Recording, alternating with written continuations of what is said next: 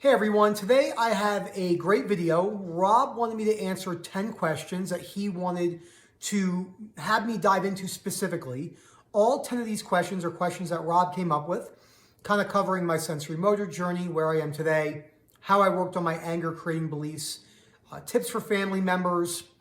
You could show your husband, your wife this, your brother, your sister, your mom, your dad, your friends or family, anyone that you think could benefit from this video who are kind of walking that journey with you. I have them all written down right here. These questions are very meaningful to me because these all carry certain specific stories, lessons that I learned, and how I changed and all the mistakes I made. Before I go any further, please subscribe, hit that like button. If you email info@ocdrecovery.com, we get back to you in a timely manner. Questions about the webinar services, coaching services, they'll give you access to the WhatsApp groups, which are a lot of fun. The one thing I want to talk about that's not on here as a bonus is don't forget to laugh. Laughter is so important.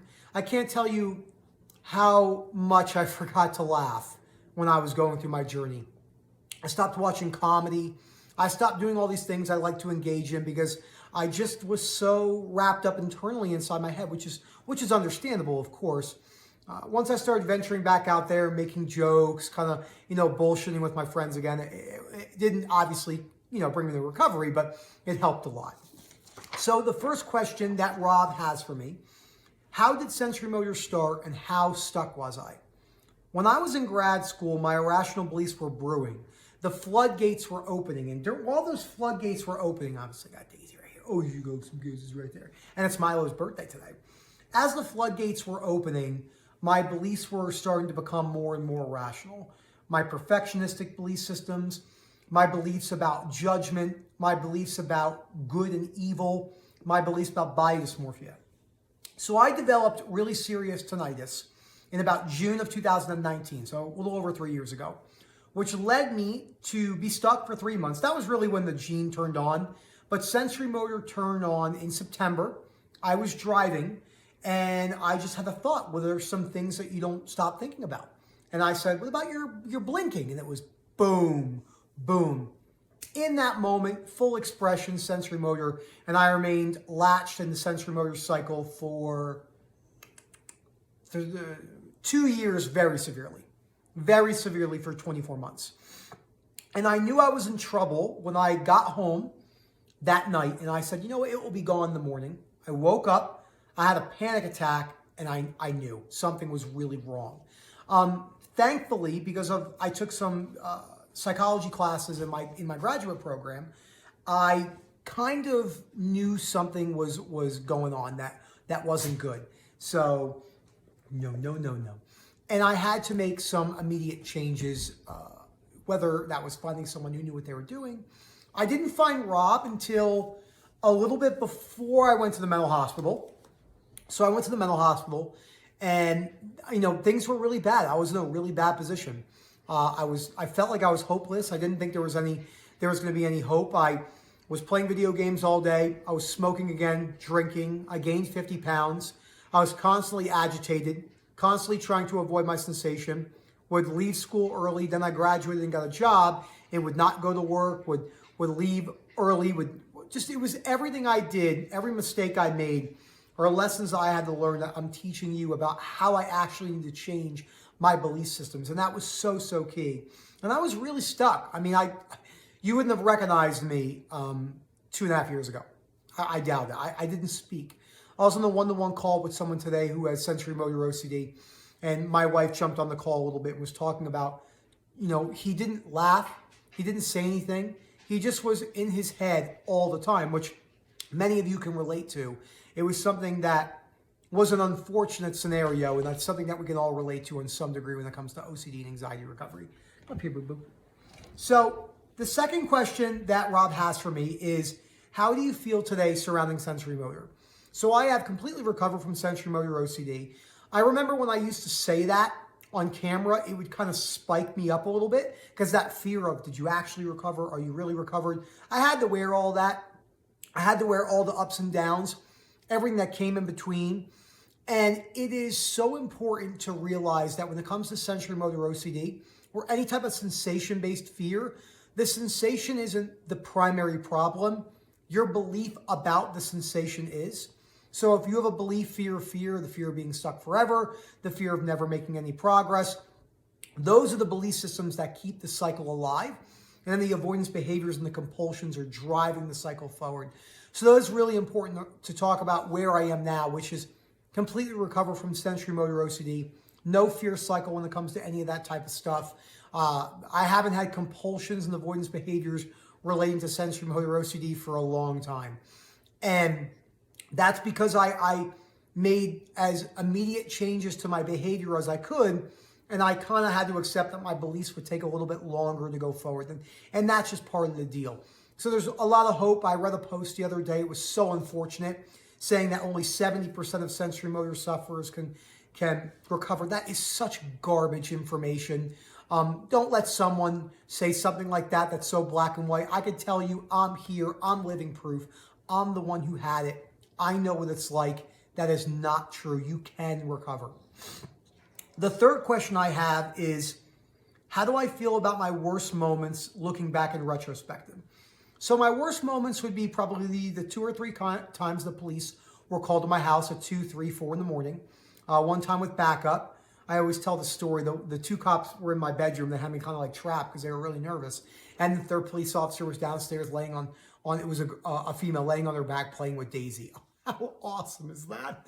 That's such a great story. The mental hospital as well. Mental hospitals can be great for stabilizing. That's what they do. They can be really, unfortunately, unaware of the reassurance that they give. So if I knew what I knew now, even if I had the worst relapse of my life, I wouldn't even consider going to a mental hospital because that's not going to help me. Again, when you don't know what you're doing, there can be some applicability, but overall, they could be problematic for OCD sufferers, not sensorimotor, but just OCD sufferers. Looking back on my worst moments, the best piece of advice I can give you is take them as best as you can with grace. Remember, it's a day-by-day approach. You're not going to be able to get better overnight. It does take a long time to change your beliefs, and it does take a good amount of time to figure out what all those behaviors are that you're engaging in that are keeping the cycle alive. We talk about this a lot. You cannot leave any subtle reassurance in compulsive behaviors relating to your OCD cycle. I know people say that, but you can't do that. That's like saying an alcoholic can leave 2 beers a day. They can't. They struggle with alcoholism. Sobriety means absolutely no alcohol. Drug addict recovery means absolutely no hard drugs. OCD recovery means no chronic shame, guilt, anxiety, physical symptoms. Intrusive thoughts have lost their intrusiveness. 99% of the time, you cannot tell you have OCD. And that's very, very important to cover. So looking back on my hardest moments, I wouldn't trade them for anything. On that call I just was talking about earlier with the sensorimotor sufferer, I said, if you gave me a pill right now and said I can go back in time and erase all my suffering, I wouldn't do it. I would just push the hand away and say, no, thank you. I appreciate that, but no, thank you. Because the lessons I learned on my journey to recovery are so incredibly important in my life that I would suffer for another 5 years to gain those perspectives again. You might not believe me. That's okay. I know what it's done for my life. I know that my wife is, she gets asked, do you have your husband back? And she said, there is no having my husband back. He's a totally different person. I think that is so critical to cover. The 4th question is, what's the most helpful things that Erica did? The most helpful thing that Erica did, and still does, in just life in general, is she holds me very accountable. I am beyond fortunate to have someone like Erica in my life. Whether you have someone like Erica like in your life or not, there are people out there that have no support. You could still recover. I want to put that out there. But the best thing Erica did for me, and this is for the friends and family members, so pause the video if you want and show this to people that you live with or maybe people you're close to. You cannot get that person better. So my wife could not get me better. And tough love, as Ray Dalio says, author of the book Principles, and previous CEO of Bridgewater, which is a huge private equity firm, he said that tough love is the best kind of love because it shows sternness, constructive criticism, and it makes someone feel uncomfortable what they usually need to hear.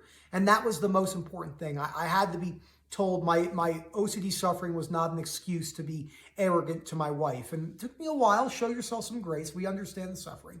But overall, the lessons that had to be learned. So Erica holding me very accountable was key.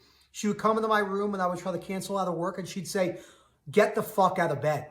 Just like that. Get the fuck out of bed. And I would say, I don't want to. She's like, okay, if you're not going into work, then you're going to call and be a man about it. I'm like, holy shit, okay. So she held me very accountable in that tough love approach. I know a lot of people think that tough love is outdated, but I disagree with that. Tough love is the best love, in my opinion, because it's stern, it shows reality, and it makes someone very uncomfortable. And that's very, very key. What were the worst physical symptoms that I experienced, and how did I go about recovering from them and taking meaning from them? The physical symptoms I suffered with the most were my saliva and swallowing. From a perceived standpoint, the swallowing and the saliva sensations weren't particularly horrid. My perception that I thought they were horrid were. I've had all of them. Let me go through the whole rampant. I had blurry vision, which looked like I was literally couldn't see the staircase. I had severe irritability because of the anger beliefs I had on my suffering. So I'm like, I hate my suffering so much, and that perceived anger, an outrage, resentment towards my suffering and the world. Heart palpitations. I got woken up with extreme bouts of panic and anxiety for years. I would just be woken up with boom, boom, boom, boom, boom, boom, boom, panic attacks. Hyper awareness of my thumbs were really bad. Like my thumbs would just go numb. All sorts of weird itches and sensations all throughout my body. Those were really the main ones that I struggled with, and they were not easy to learn to sit with.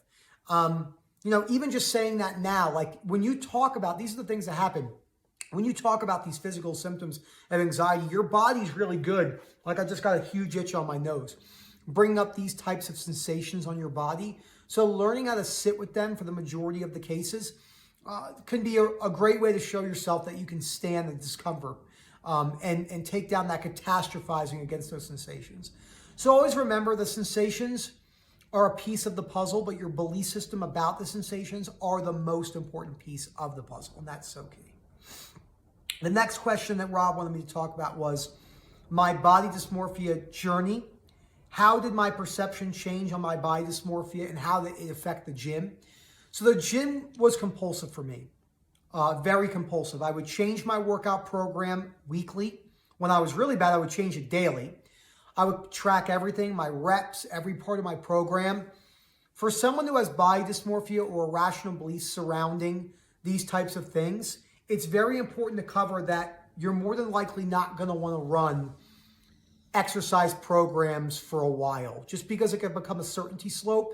You don't have to track your macros. You can have goals of calorie restriction and all sorts of other stuff, but you don't want to be too hard on yourself, because it's a very, very slippery slope for OCD, other anxiety-based disorders. We all know eating disorders, all sorts of stuff. It's those tracking measures that many people miss. I love the gym. I love building muscle. I like actually being musculature. I like having muscle. I said that completely wrong. But it's also important to realize it doesn't define me. I'm just a person who has muscle. I'm not some like person that has all these other things. There's nothing wrong with not having muscle. Sure, is it not the healthiest thing? Going to the gym, you could still accept yourself. But it's important to realize that my perception on my physique has changed drastically. I do think that bodybuilding per se is 95% unhealthy versus healthy. I have no way to prove that. Anecdotally, being around the fitness industry for so long and realizing just how conditional it can be. I mean, we have full-grown people with children posting pictures in thongs, posing on their Instagram for attention. This is a serious fucking problem. It's a drug. It's a drip. Like when you're constantly looking for that attention from other people, you're constantly going into that cycle of conditional self-acceptance. That is so critical to cover and something that really held me back. So I'm going to bodybuild forever. I'm going to lift weights forever. But as I age, my metabolism will probably slow down. My stomach probably won't be as flat. And that's fine. I don't need to change anything. I don't have to make an immediate change. So that was probably the most important lessons I learned when it came to my body dysmorphia.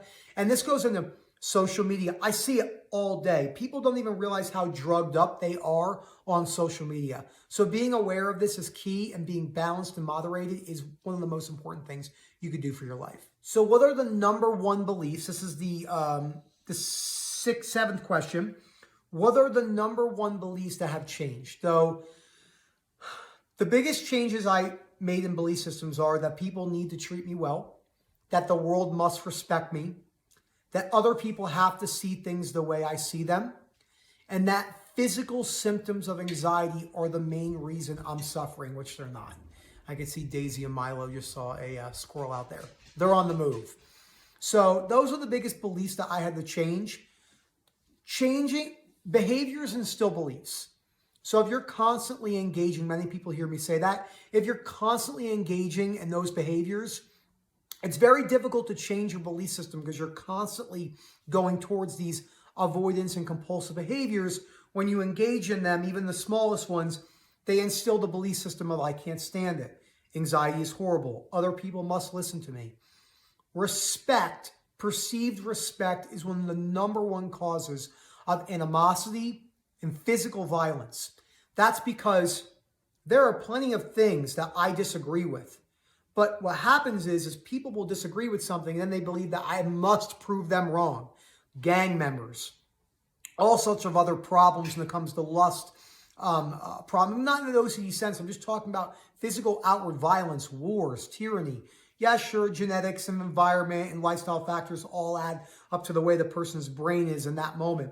But conditional other acceptance is one of the number one causes, if not the number one causes, of all massive violence problems from a physical sense. And verbal, screaming and yelling at people. I know because this is something I engaged in for a really long time. You can change your beliefs. Your beliefs won't change overnight. We get asked all the time. You know, it's funny, right? Because I used to ask it too. How do I change my beliefs? How do I do this? It doesn't work like that.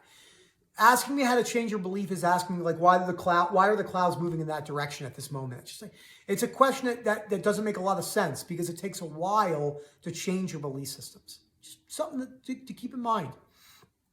Number 8, Rob wanted me to talk about my anger, which I kind of just went into a little bit, and how I've changed my anger creating beliefs.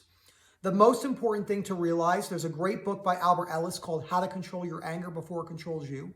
I highly recommend that book to people because it really shows them the belief systems that they hold are causing the continual chronicity of anger, resentment, rage, vengeance. Anger is a natural human emotion. Consistent anger is your own fault. It is your own fault. It's your fault. It's my fault. It was my fault. So why does that happen? The belief of conditional other acceptance, that people must respect me, they should respect me, they should never say that, they're terrible people for doing that, instead of, that's really unfortunate, I wish they saw it my way, but as they're a separate human, I can't change anyone's mind.